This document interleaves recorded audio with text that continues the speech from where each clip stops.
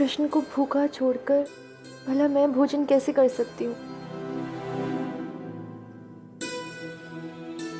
मेरे बिना भोजन भी नहीं कर पा रही राधे। मुझसे कितना अधिक प्रेम करती हो तुम।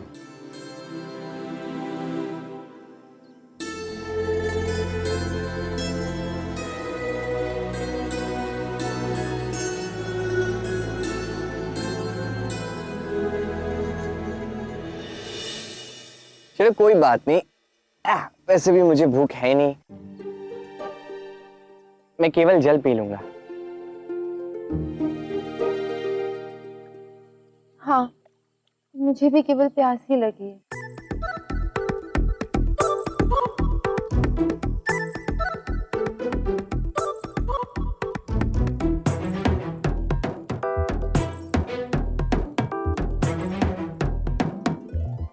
राधा, ये तुम कैसी बातें कर रही हो? तुम पत्नी हो मेरी। अच्छा ठीक है, भूख नहीं है ना सही, किंतु केवल मेरा साथ देने के लिए थोड़ा सा खा लो।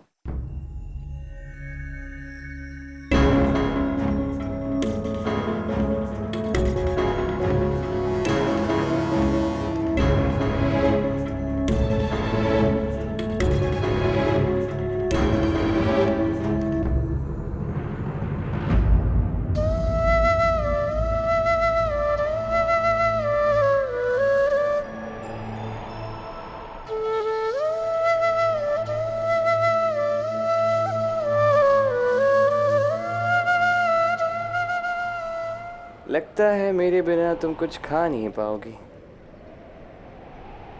अब मुझे ही कुछ करना होगा।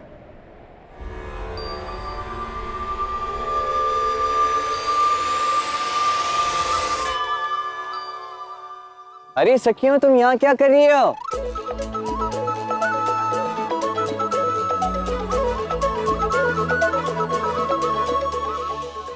कृष्ण, तुम यहाँ कैसे? तुम्हें अनुमान भी नहीं है तुम्हें यहाँ देखकर हम सब कितने प्रसन्न हैं। हाँ सखी, तो मैं भी हूँ। क्षमा कीजिएगा, किंतु इस घने वन में अचानक आप कन्याएं कहाँ से आई? अरे पास में ही मेरा नैनीहाल है, तो मैं बालपन से इनके साथ खेलते आया हूँ। ये वहीं की गोपियां हैं। बालपन से इन्हें तंग करते आया हूँ। आज इतने वर्षों पश्चात मिली नहीं। कितना सुंदर संयोग है कान्हा, हम अचानक से तुमसे मिली और हमारे पास तुम्हारा ही प्रिय भोजन है। खाओगे? क्या बात कर रहे हो? कौन सा प्रिय भोजन? माखन और खीर। अरे वाह, ये तो बहुत अच्छी बात है। बैठो बैठो बैठो।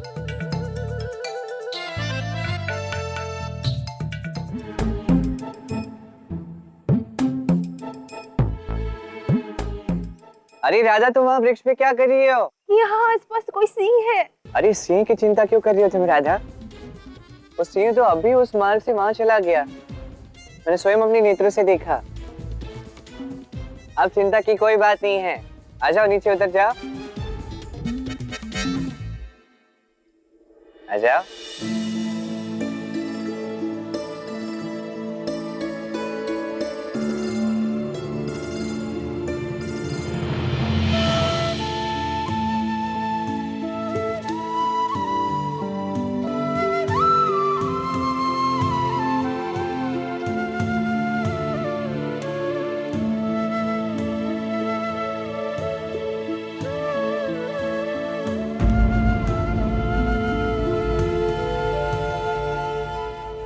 अरे अरे, क्या हुआ? सिंह की ध्वनि सुन के ही बड़े भैया मूर्छित हो गए। यदि वास्तव में कोई सिंह आ जाता तो पता नहीं क्या हो जाता।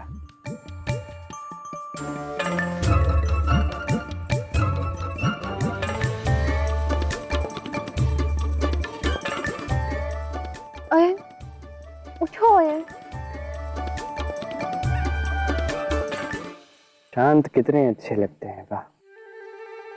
अच्छा, जब तक बड़ी भैया की मूर्छा नहीं टूटती हम वैसे भी कहीं जा नहीं पाएंगे, है ना?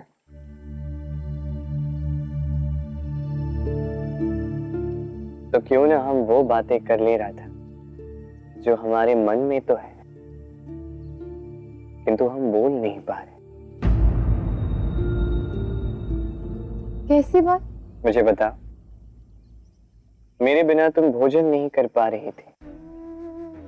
जब वो मेरी सखियां आकर मुझे माखन खिला रही थी, मुझे खीर खिला रही थी, तुम्हें ईर्ष्या हुई। क्यों? ऐसी कोई बात नहीं है, मुझे कोई ईर्ष्या नहीं है। अच्छा, यदि ऐसा है तो मुझे छोड़कर आगे जा क्यों नहीं पा रही थी तुम? क्यों बार बार मुझे मुड़कर ढूंढ रही थी? क्यों तुम्हें ये चिंता सता रही थी कि कहीं ये सिंह कृष्ण को खा ना जाए? वैसे वो सिंह तुम्हारा क्या कर देता कृष्ण? तुम तो मायावी हो, छलिया हो, किसी न किसी प्रकार से बच के निकल ही जाते। सत्य वचन, मैं मानता हूं कि ये सत्य है।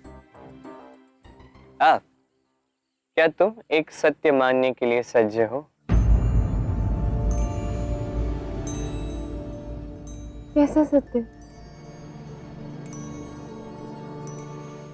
कि तुम अब भी मुझसे प्रेम करती हो राधा।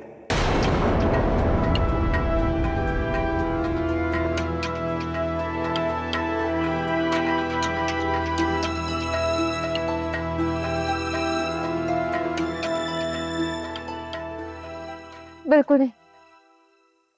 अब मेरा विवाह हो चुका है। अब मैं बस केवल अपने दायित्व को निभाऊंगी, एक पत्नी होने के कर्तव्य को पूर्ण करूंगी। यही मेरे जीवन का सत्य है कृष्ण।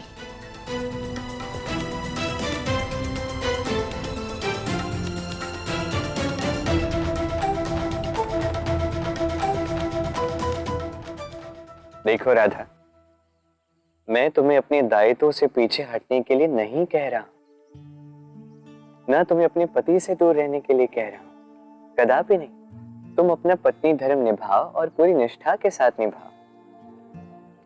मैं बस तुम्हें सत्य स्वीकारने के लिए कह रहा हूं। निसंदेह तुम एक विवाह के बंधन में बंध चुकी हो, किंतु राधा हमारा ये प्रेम संसार के किसी भी संबंध से, संसार के किसी भी बंधन से ऊपर है। ये सत्य है और सत्य को स्वीकार करने में संकोच कैसा राधा? इसमें कुछ भी अनुचित नहीं है। अनुचित है, पूर्णतः अनुचित है। तुम और तुम्हारे तर्क मुझे बिल्कुल समझ में नहीं आते। मैं केवल ये जानती हूँ कि मुझे एक साधारण जीवन व्यतीत करना है। ऐसी बातों से इसे जटिल मत बनाओ। तुम भी जानती हो सत्य क्या है। जो तुम्हारे मन में है वही मेरी वाणी में है। अंतर बस इतना है कि मैं व्यक्त कर पा रहा हूं और तुम ना तो व्यक्त कर पा रही हो, ना ही स्वीकार कर पा रही हो। मौन हो जाओ कृष्ण, मैं ऐसी बातें नहीं सुन पाऊंगी। हम केवल एक दिन के लिए साथ हैं, इसके बाद मैं तुमसे नहीं मिलूंगी। कम शब्दों में ही मेरी बात को समझ लो और ऐसी बातें मत करो। केवल एक दिन के लिए नहीं, अनंत से अनंत तक का साथ है हमारा राधे।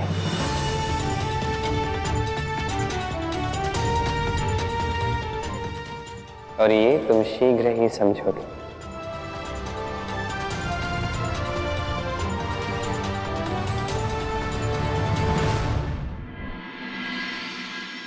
कृष्ण के मूर्खता के कारण ऋषि दुर्वासा के शिष्य क्रोधित हो गए महाराज, और कृष्ण के साथ साथ राधा और मेरे पुत्र अयन को भी दंड दे दिया। दंड भुगतने के लिए कदम वन के मार्ग से वो लोग दुर्वासा आश्रम जा रहे हैं महाराज। अद्भुत। अर्थात अब उस कृष्ण को मारने के लिए मुझे कुछ करना ही नहीं पड़ेगा। ऋषि दुर्वासा का क्रोध विश्व विख्यात है। जब वो कृष्ण स्वयं ही ऋषि दुर्वासा के पास जा रहा है तो क्यों ना मैं इस स्वर्णिम अवसर का लाभ उठाऊं। परंतु ऐसा कैसे होगा महाराज? मैं महाबली कंस से सुनिश्चित करूंगा किसी भी प्रकार ऋषि दुर्वासा कृष्ण से कुपित होकर क्रोध में आकर उसे श्राप दे दे। श्राप दे दे उस कृष्ण को।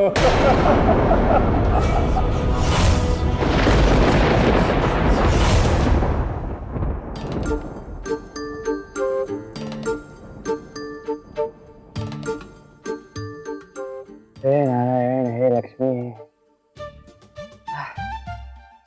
बड़े भैया तो भय से ऐसे मूर्छित हो गए जैसे इनकी मूर्छा कभी टूटेगी ही नहीं। मैं जानती हूँ कृष्ण कि तुम्हें बहुत कष्ट हो रहा होगा। बैलगाड़ी लानी पड़ी, अयन को उठाना पड़ा। कहने का तात्पर्य ये कि विवाह के पश्चात भी तुम्हारा ये बोझ मैं ही उठा रहा हूं, है ना? बस एक ही दिन का कष्ट है कृष्ण। उसके उपरांत कल जैसे ही हमारा दंड पूर्ण होगा, हम नहीं मिलेंगे।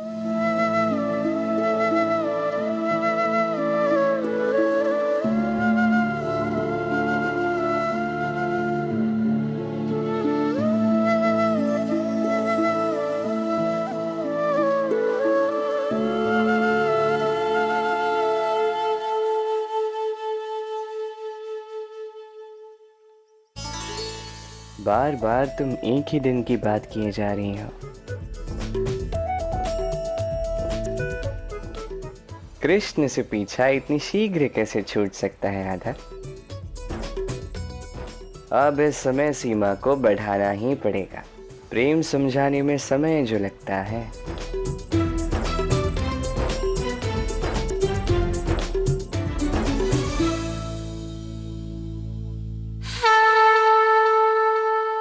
ओम नमः शिवाय।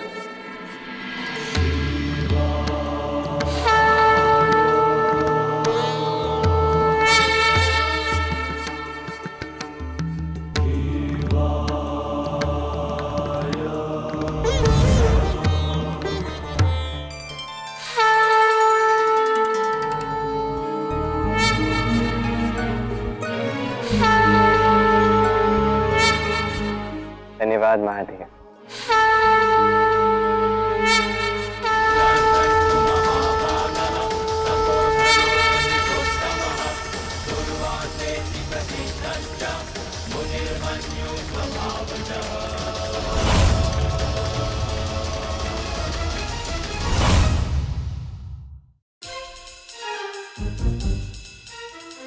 अरे कोई है? अरे कैसा आश्रम है? कोई नहीं यहाँ पे। हम कब से आए हैं, वापस चले जाए क्या? आ जाओ भाई, कोई तो आओ। ऐसा आश्रम है? कोई है? शांत रहो कृष्ण, चिल्ला क्यों रहे हो? गुरु दुर्वासा ध्यान में बैठे हुए, यदि उनके ध्यान में विघ्न हुआ तो अनर्थ हो जाएगा। अरे मुझे कैसे पता इनका ध्यान चल रहा है? अब तो मालूम चल गया ना। अब तो स्वर नीचे रखो। हाँ, अब तो स्वर नीचे।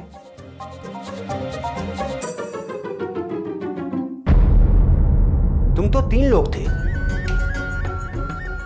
अब मेरे पति बैलगाड़ी में मूर्छित पड़े हैं।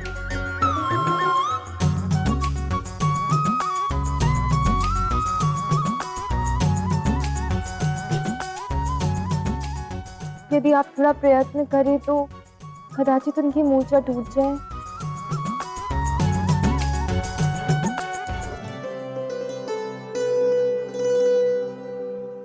अरे नहीं, भयभीत होने की कोई आवश्यकता नहीं है बड़े भैया। वो सिंह चला गया। यहाँ पे केवल आप ही सिंह हो, निश्चिंत रहो। अच्छा, तो आप सिंह देख करके मूर्छित हो गए थे? नहीं, देखकर नहीं, केवल सिंह की दहाड़ सुनकर ही ये मूर्छित हो गए थे। कौन है यह दुष्ट जो मेरी तपस्या के मध्य इतने उच्च स्वर में बोल रहा है? क्षमा गुरुवर, क्षमा। बरसाने से कुछ युवा आए हैं, वही लोग शोर मचा रहे थे। उन्हें यहाँ के नियम ज्ञात नहीं है। हमने उन्हें बहुत समझा।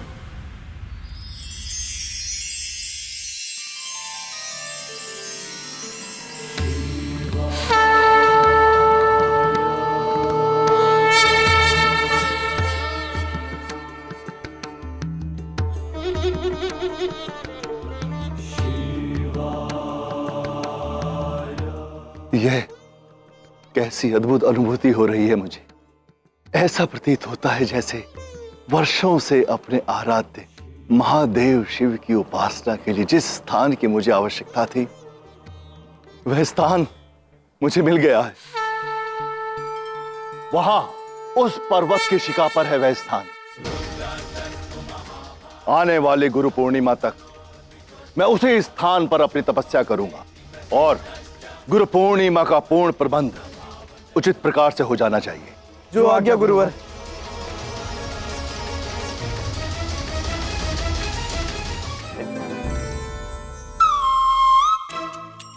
मैं मंद बुद्धि हूं राधा।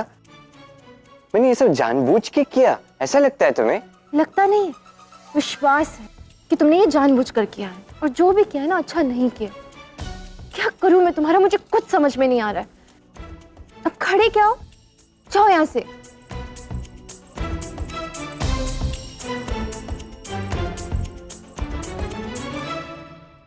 कृष्ण,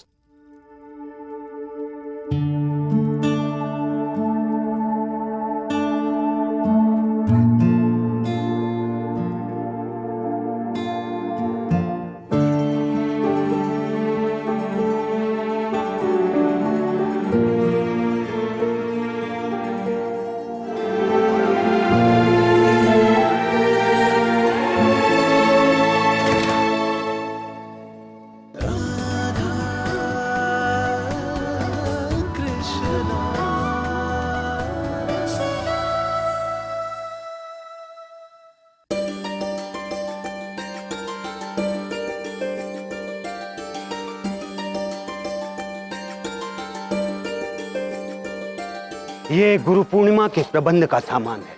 अब गुरु पूर्णिमा के दिवस पर हमारे गुरु दुर्वासा की सदोपचार विधि से महापूजा आरंभ होगी, जिसके सारे प्रबंध अब आरंभ होंगे। सदोपचार विधि के सारे प्रबंध अब इन तीनों को करने होंगे।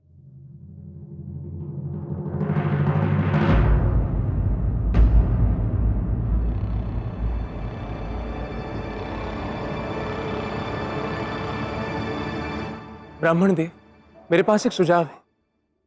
बोलो। जी, मैं और मेरी पत्नी एक नवविवाहित दंपत्ति, और ये हमारा महापुण्य होगा यदि हम दोनों पति पत्नी के रूप में ऋषि दुर्वासा के सत्कार में सहभाग दें। मेरा आपसे ये अनुरोध है कि आप गुरु पूर्णिमा के सारे प्रबंध मुझे और मेरी पत्नी को करने दें।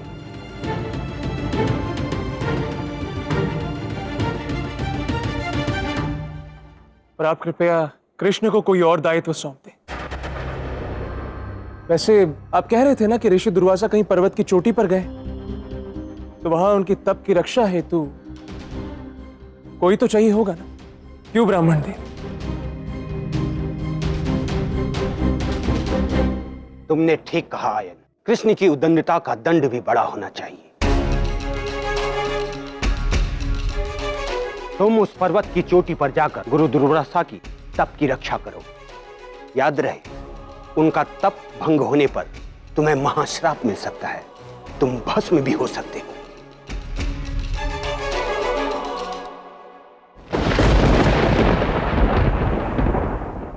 जैसी आपकी आज्ञा ब्राह्मण देव।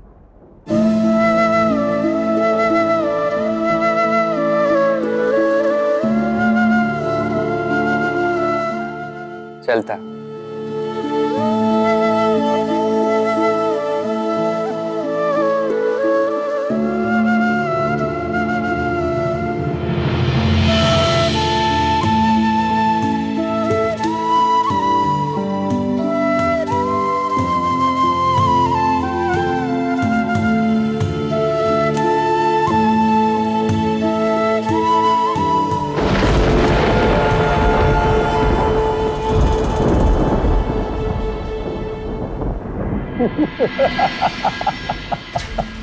असुर, अच्छा हुआ जो तुम्हें कंस की योजना का संदेश रात को ही आयन तक पहुंचा दिया।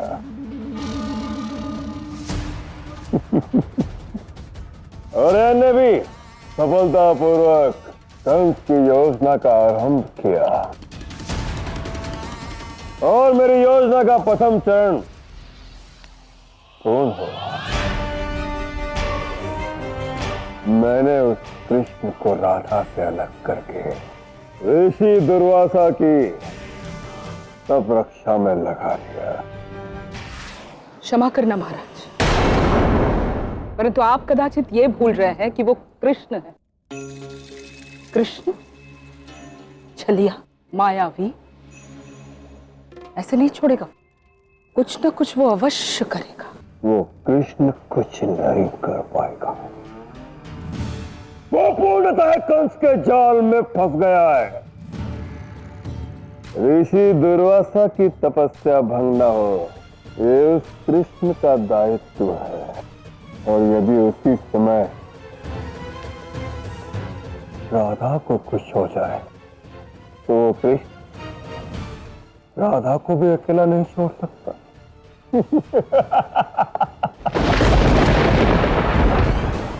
एक और उसका कर्म और दूसरी ओर राधा के प्रति उसका धर्म।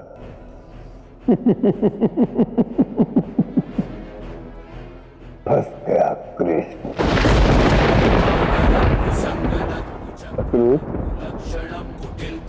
ये सब देखकर मुझे मुझे मुझे बड़ा आनंद आएगा कि वो कृष्ण करेगा तो करेगा क्या?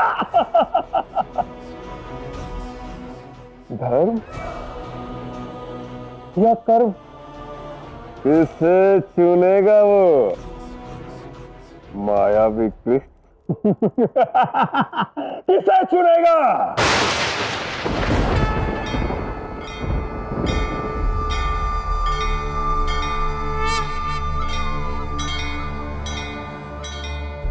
यदा यदा हि धर्मस्य ग्लानिर्भवति भारत अभ्युत्थानम् अधर्मस्य तदात्मानं सृजाम्यहम्।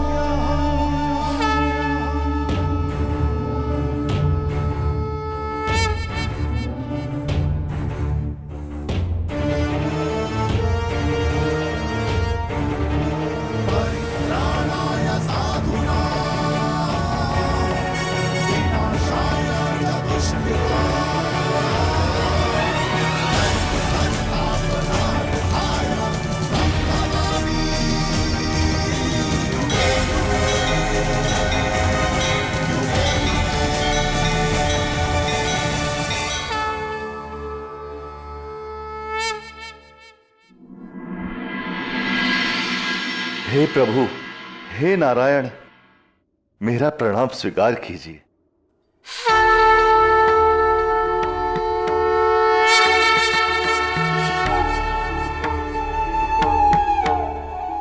हे नारायण, एक समस्या है, उसका भी निवारण कर दीजिए।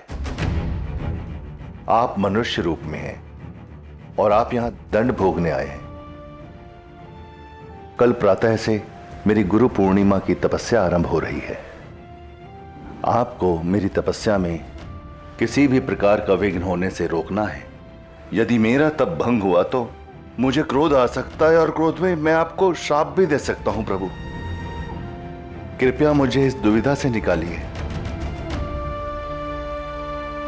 आप बस अपने धर्म का पालन कीजिए, जो सही है वही कीजिए। यदि मुझसे कोई भूल होती है तो मैं श्राप का भागी बनूंगा, इसमें कोई संकोच मत कीजिए।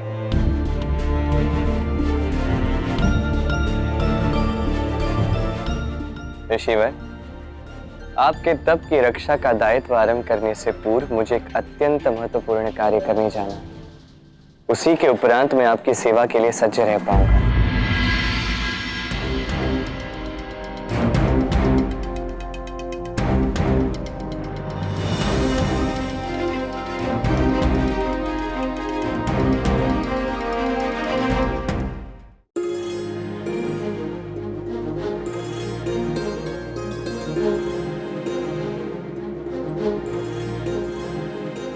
राधा, तुमने तो उत्तम प्रकार से संपूर्ण आश्रम स्वच्छ कर दिया है। तुम दोनों को इस गुरु पूर्णिमा की पूजा के लिए एक अत्यंत महत्वपूर्ण तैयारी करनी है। तुम्हें पवित्र घास से एक आसन तैयार करना होगा। क्योंकि तुम पति पत्नी हो, इसलिए पहली बार ऋषि दुर्वासा किसी गृहस्थ के हाथों बने आसन पर ध्यान करेंगे। इसलिए पति पत्नी के नाते से नहीं, अपनी परिशुद्ध प्रेम भाव से इस आसन को बनाना होगा।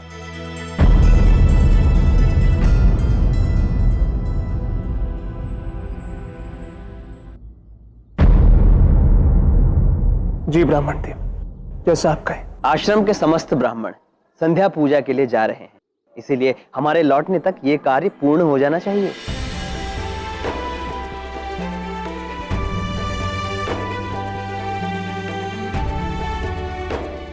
राधा, तुम यहीं रुको, मैं कुशा घास लेकर आता हूं।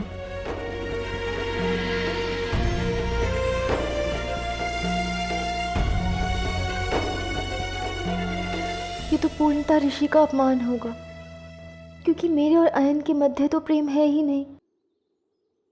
तो फिर ये आसन परिशुद्ध प्रेम से कैसे बनेगा?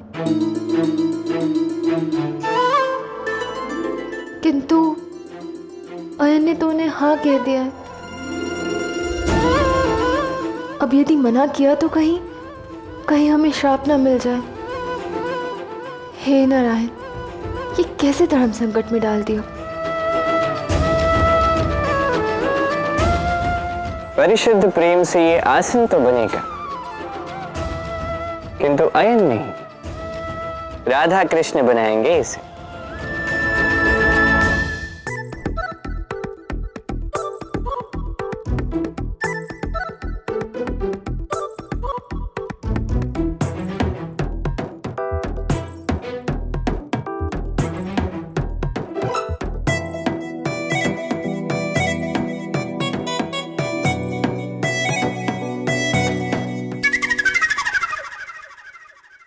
घास ले आया है।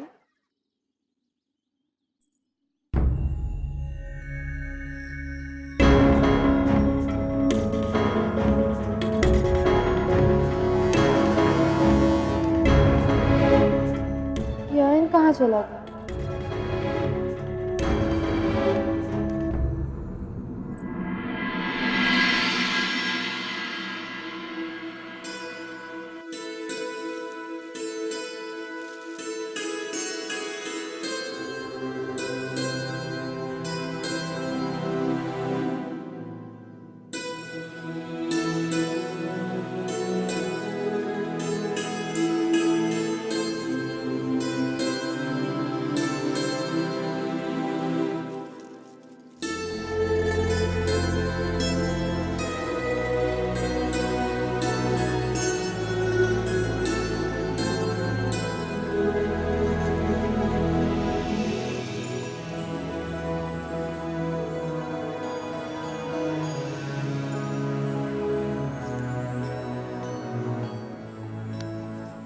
अरे वाह, कितना सुंदर बना है ये आसन, अद्भुत।